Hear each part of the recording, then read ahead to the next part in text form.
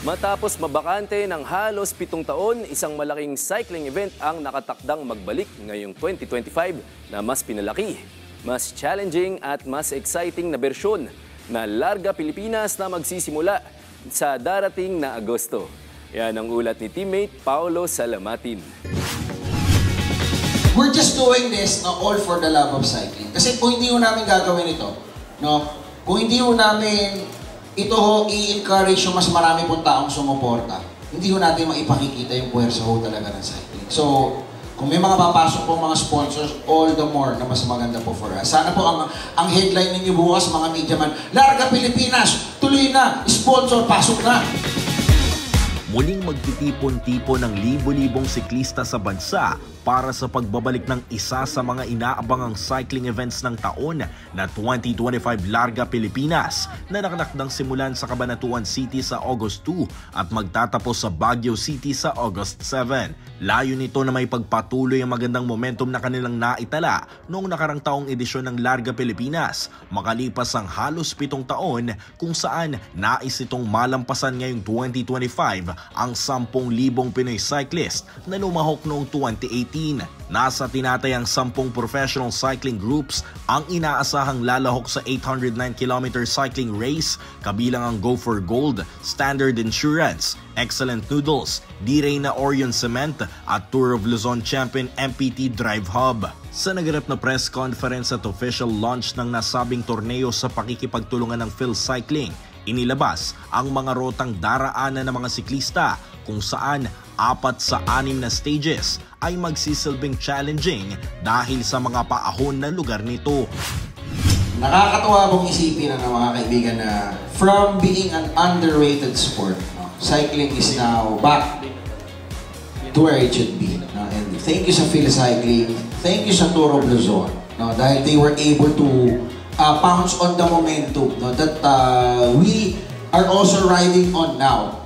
So, sana lang po ma-realize ng mga kababayan natin that cycling is indeed an exciting sport. Hindi lang po ito dadaan sa harap ninyo. May mga kanya-kanyang techniques na ginagawa po yung mga siklista. And just by the mere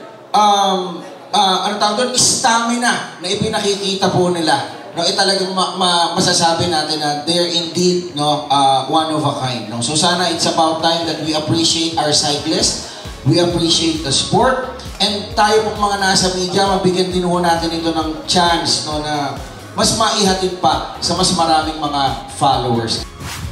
Maliban sa mga kurbada at rutang daraanan ng mga siklista, ibinahagi ng mga organizers na isa rin sa mga hamon na dapat ikonsidera ng mga partisipante ang pagpalo ng panahon ng tag-ulan sa kalagitnaan ng kompetisyon. Part ng challenge yung weather condition, part din ng hazard yung mga kondisyon sa kalsada na minsan may ulan, minsan wala.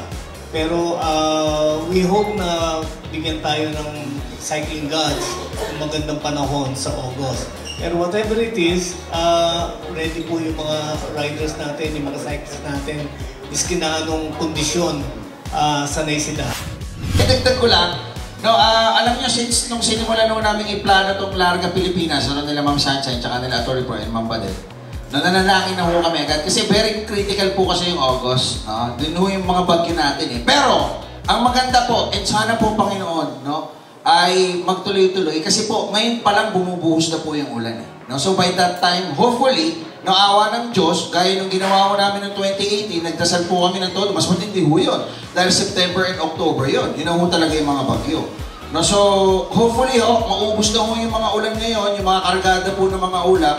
By that time, ay medyo maganda ho yung magiging klima natin. Kasi alam niyo naman ho dun sa Cordillera, sa Northern Alps, tuwing hapon ho talaga umuulan doon. Kaya ho, bibilisan ho namin itong araw.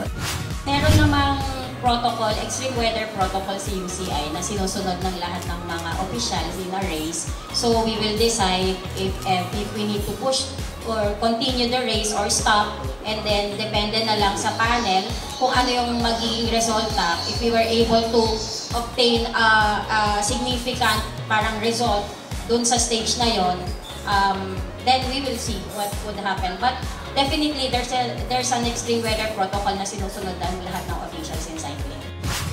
Ayon mismo sa mga organizers ng Larga Pilipinas na ang pagsasagawa ng mga ganitong klaseng event na para sa mga siklista ay parte sa layunin nitong maging isang PBA at MPBL version ng sport na cycling. Paulo Salamatin para sa Atletang Pilipino, para sa Bagong Pilipinas.